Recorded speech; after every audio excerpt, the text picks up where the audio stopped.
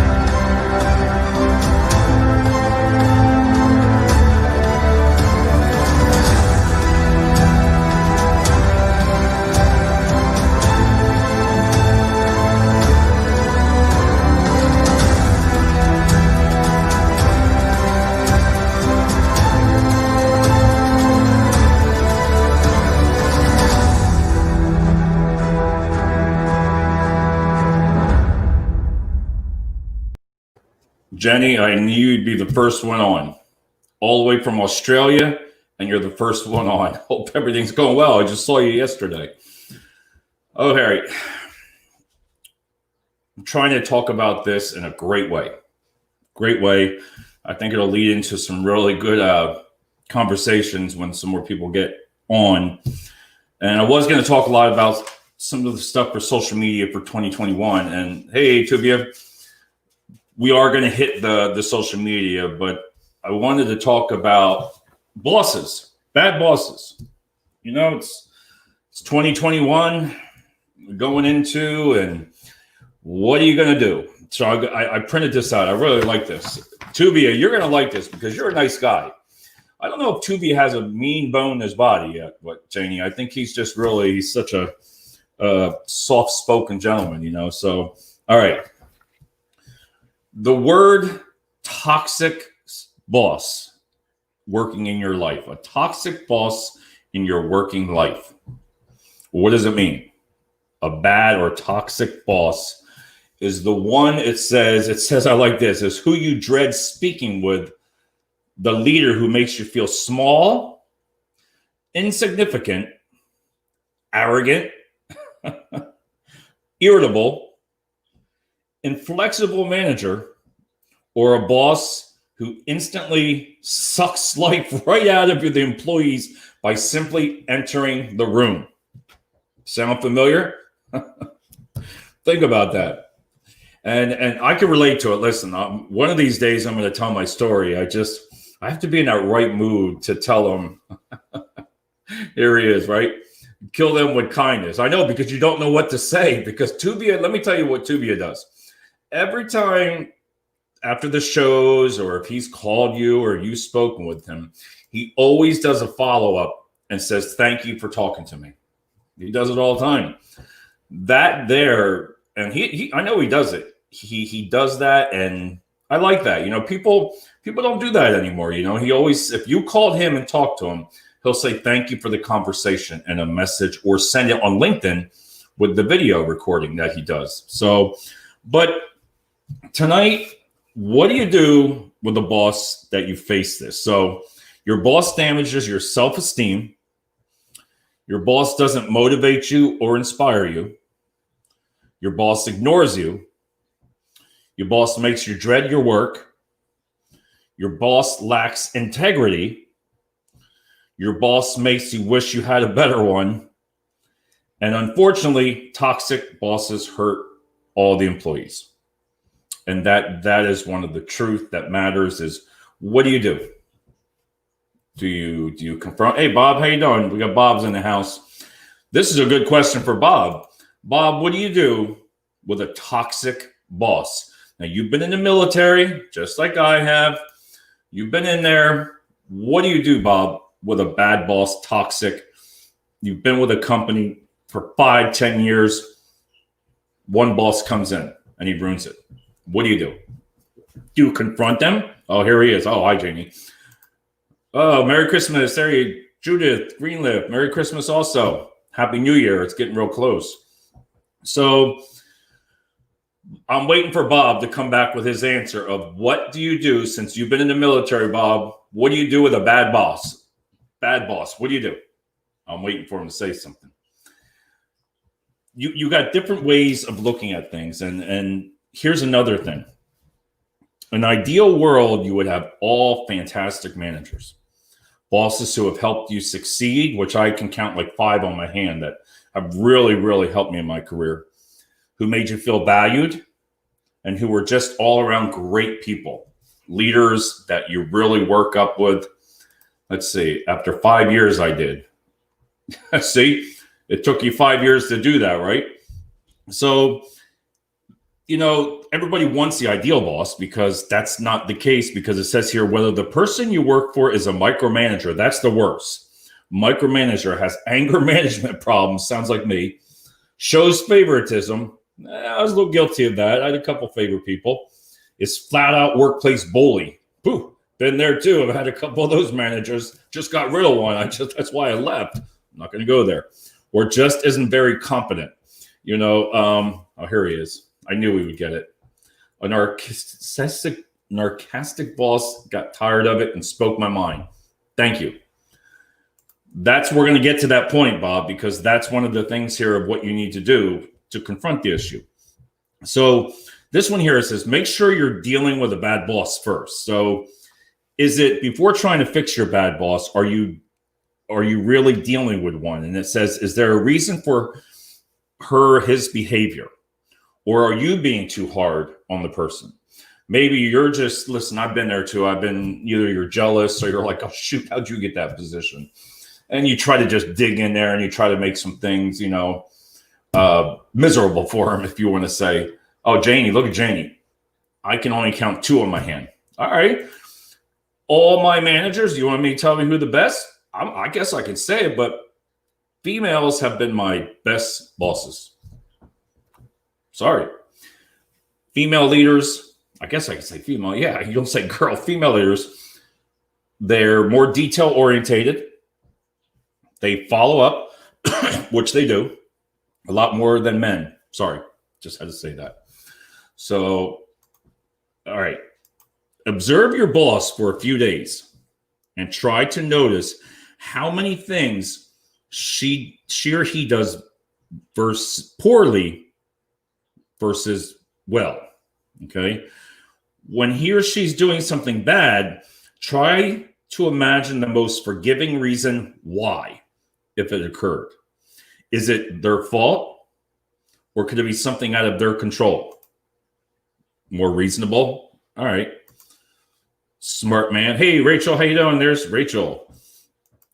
Identify, this one I really like. Get this now. Identify your boss's motivation. Understand why your boss does care about certain things that you can give insight to his management style. Or I like this. If the rule's out totally out of your control, try to figure out your boss's motivation. Maybe it's not that he really cares about how long your lunch breaks you takes. He actually cares about how it looks to other employees. All right. So we got a couple people here. Imagine the most forgiven reason why. Imagine the most forgiven reason why. Okay. That's identify the boss's motivation right there. That's what it says. My boss, I told you I wasn't going to get into much. I'll tell you just a little short story. That was part of it. I didn't know. I had spent a lot of time at a company, and I can say it. It's over. It's been over a year and a half. But I had one person come in, and wow. Listen, I've been in the military. I've done up a lot of stuff in my career. I put up with a lot of people. But whether it was a man-to-man thing or male-to-male, whatever you want to call it, versus male-female boss, wow. He came in and I knew the motivation after 3 weeks. I knew it. You felt it. You feel it in your body, your gut, like there's something going on. Whenever you bring a new person in, you know there's going to be change, and that's fine. But you also get that feeling. And I think a lot of people out there know that. So one of the things that you don't want to do is don't try not to let it affect your work. Listen, I would tell anybody, and like I told HR, you will not let me go for job performance. I was very straightforward. You will not let me go for performance. Never, never. You will not terminate me. Never. I will never be fired. I don't like that word. That word, you're fired. I don't like that word. And when new people come in, that's when they start saying you're fired, or, maybe they don't fit your style. But if that employee's been there for 7 to 10 years and you come in new, you really have to sit back and you learn through experience. I'm going to say, hey, I'm 54, but I've been through the ropes already from the military, and I've been in management positions all the way. Janie, I knew you were going to say that. I found female bosses to be jealous I had more experience. See?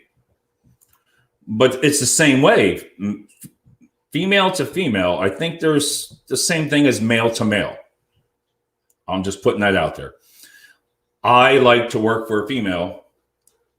And in the military, I had a lot of males. But as leaders, I like to work with a female. Now, if you, as a female, like to work with a male, maybe that's better for you, Janie. But what I meant, let's go backward one step ahead. You have to stay ahead of the boss. That's bad. Especially the micromanager. If you're anticipating what your boss is going to do, try to stay one step ahead of it.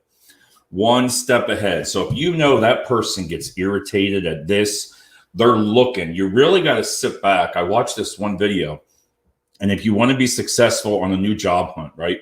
If you're looking to change your careers like I was, you really prepare for war. That's what it was.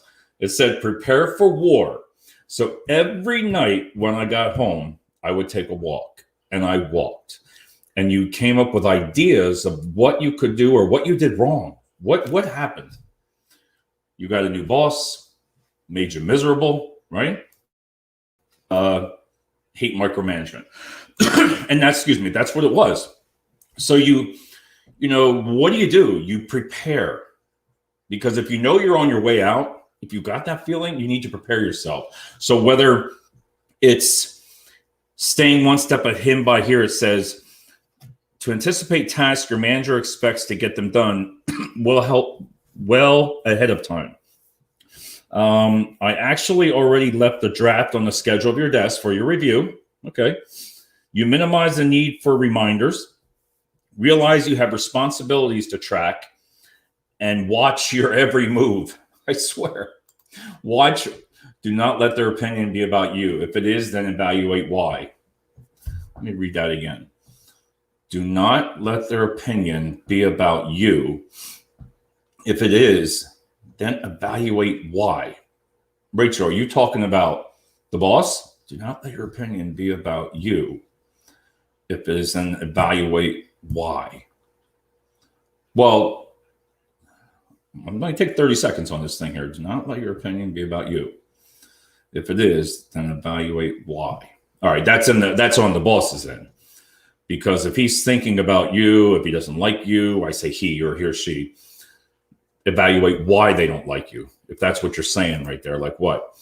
Pace in front of you like a tiger in a cage, standing over your shoulder. Bob, I knew you'd say that. Tuvia is being quiet because Tuvia is being nice. Okay, Rachel, yes. It took me a little bit there. But I did that before, Rachel. I've been there just like everybody else. It's like, what did you do? You think you do everything right. There's just some things you can't change, I learned. There was just some things. Because here, what I learned from it was somebody told me the best thing. And she unfortunately passed last year, 41 years old. Michelle, she told me, provide an example. Always come back and say, well, provide me an example. What would you like? Why? Ask them questions with questions. And sometimes it'll put that person back because, well, okay, there's this problem. What are we going to do about it? That I learned there, just to turn it around a little bit. Let that person have to say something to you. So, and Janie says, I get out before they can even think about getting rid of me, especially if they're not right fit for me. I love it. To be honest, I only had one bad boss when I used to work for FDNY. Okay. One bad boss ain't bad to you. You know, I figured he'd say that. He only has them. So set boundaries. One of the challenges of unlikable people is that they come with equally unlikable behavior. And it's important to distance yourself from that behavior. As Robert Frost said, good fences make good neighbors. And I read that over. Think about this. Good fences make good neighbors. So I'm trying to think of that. If that means, you know, you got your boss, keep yourself separated.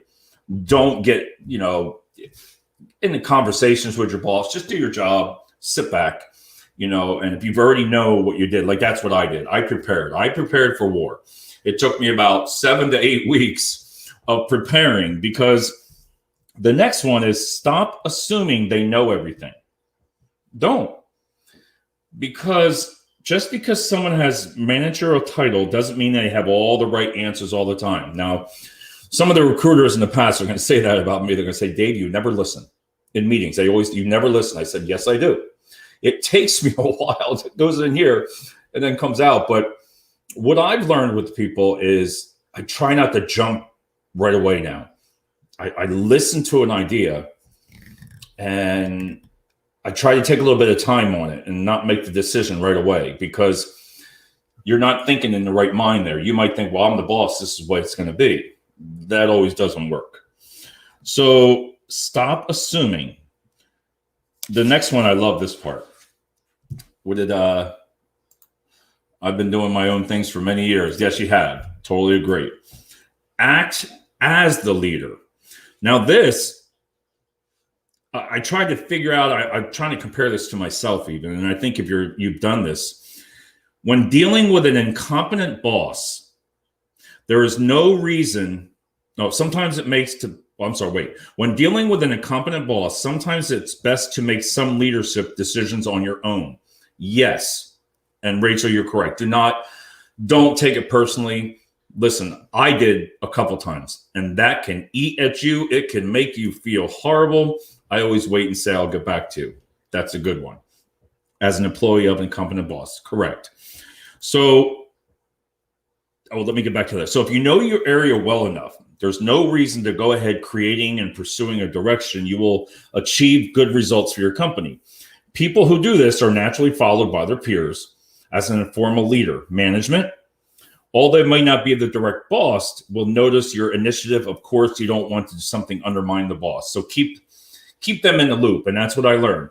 As much as I didn't want to say it sometimes, I had to say it because I didn't want that person. You don't want that person irritated, because if you've been at a company for a long time, it's not fair. It's not fair to the company if they don't back you, and it's not fair to you and that person that's putting you through that. This is pretty cool. I like this. Identify the triggers. Now I know, Rachel, you got something on this. Identify the triggers and what their meltdowns, and be extra militant about avoiding those. For example, if your boss flips when you misspell a source's name, be sure to double and triple check it, right? And if your boss starts foaming at the mouth if you arrive at moment after 8 a.m., plan to get there at 7:45 every day, okay? If they're the trigger points, if that's all it is, if that's all a boss is just irritated about it, do it. You know, just what's it matter, right? If you want to stay. This is the funniest one. Use tips from couples therapy. Now, as an employee of an incompetent boss, correct. So use tips from couples therapy. When dealing with a disagreement, pull on some tenets from couples therapy to work through the issue. I like this one. Simply repeat back to him what he said and ask, is that what you meant? This is what you were talking before, Rachel. Is that what you meant? A standard trick ripped from couples therapy. If he agrees to your recap, ask him to tell you more about it. That's the trigger. And then when you repeat someone's perspective back to them, you give them a chance to expound, and crucially feel heard. See, that's exactly. So right there goes back to myself. I learned, and it took me a while, is I talked to my wife a couple of times. I said, wow, this guy's tough. Go back to him and give him a chance to really, sometimes they sound stupid. Sorry. They'll come back at you and you'll be like, what the hell did you just say? That was so stupid. But you got to walk away. It's your boss. Only like 2 or 3 more things here. Now, avoid future bosses. Right? Yes, typical behavior. Right. Avoid future bad bosses. When interviewing with a new company, do your research ahead of time. It says about you're not getting into another situation. I don't really know how you can do that without knowing someone. That's it. Too many triggers at the Australian tax office. Hence the reason why I walked due to mental health abuse. Listen, and that can happen, Janie. I've done that. Avoid sounding snarky. I don't know what snarky means, but it's got to be something like an attitude, because that's the truth too, Rachel. Have coffee or lunch with one of the more staffers at the new company. I mean, you can do that when you first start out, but your purpose is to learn general information about the company and its culture. That I believe in. If you can really learn a lot about a company when you do the research on them. Listen, if you really do the research on a company and the culture, you'll understand that as you've been with a couple different companies. Because I never really paid attention to the culture. Like, what does the culture mean? But when it's family owned, there's a different type of culture than if it's corporate. There's different values that people share. Especially if it's family owned, I always like that, because if it's been a family owned, and even if you have 100 employees, it can be really awesome. They can do things that corporations cannot, and we all can agree upon that. So, however, use this opportunity to discover your potential boss as appearing creepy, of course. Ask friends, talk to friends, and see about, hey, do you know anything about this company? I research on their website. Yes. Janie, what I've learned on that is when you go to someone's website, and if it doesn't look up to date, if it's old, I believe that's more of a red flag, that they don't really care. That's my opinion. And I'm just being honest, is if that web page doesn't look sharp and, at least hasn't been touched in 2, 3, 4, 5 months, you can tell. And whether somebody new's taken it over, but I think a website does say a lot about, and your images of the company, the images on the website. That's very important to me, because you really want to look at the company of that. So that's the way I think what you're talking about there. Let's see. What else did I miss? Set boundaries. I said stay one step ahead. That's your best. Stay one step ahead. Because once I found out what my boss was after, when I found out what was going on, then I prepared and I knew that I'd have to choose a new career. I want to end it up now. I'm going to end it in a couple minutes here, but a bad boss can take you down. A bad boss can make you not feel good about yourself. A bad boss can affect your family. A bad boss can affect your marriage. A bad boss can affect your children. A bad boss can affect your outside your family when you go to functions. A bad boss can make you angry. A bad boss can make you not care, but you do care. If you know what I mean. Set boundaries and send step one ahead. Well, Rachel, you know what you're talking about there. A bad boss can lack integrity of like, you know what? I'm better than him or her. I'm better. So sometimes you got to step back. A bad boss can make you spend a lot of money, whether you go to an attorney or, you're looking at legal action. A bad boss can make you go to HR, and then HR doesn't do anything. All right. That's another issue on another story. A bad boss can cause you problems all within a company. It can. It can make you say things wrong to the wrong person. It can make enemies with you because then you got your people that just suck up. Sorry, that's just the way it is. They just suck up to the boss, do anything they want, and that's fine. That's just somebody that's what they want to do. That's fine. But a bad boss overall can take your health issues. You're going to go to the doctors more often. You're going to be sick more often. A bad boss cannot make you want to get up in the morning and you're sick. I've never in my life been through something that I've been through before. Never.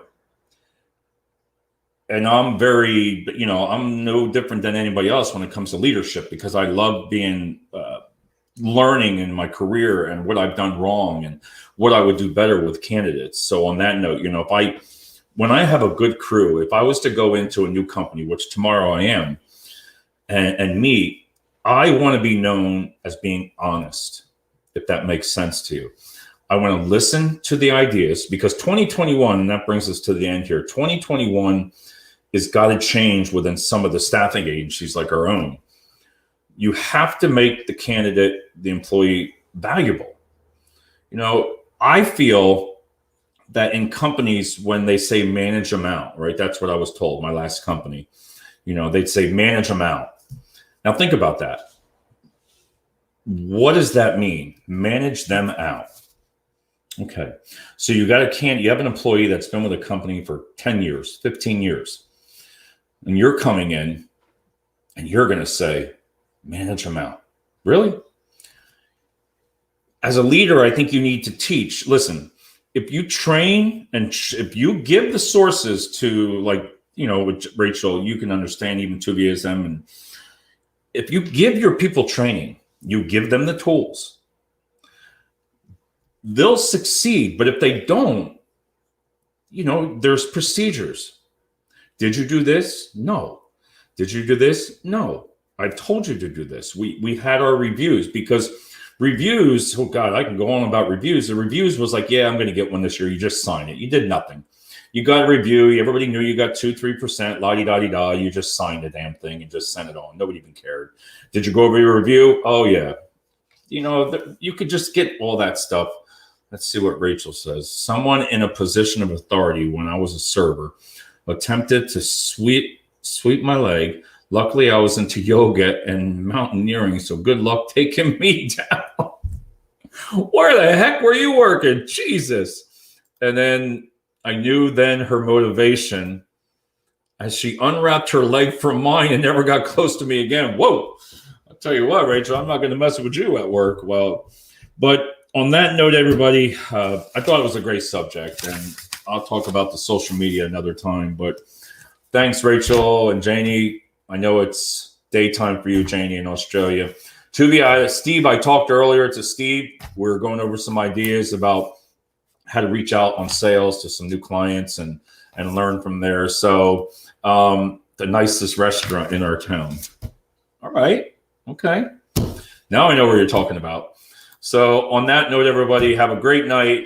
And, I'll be back tomorrow. It's New Year's Eve. Whoa. I think I might take a little night off there. So on that note, talk to everybody soon. Happy New Year. And we'll be definitely, trust me, over the weekend.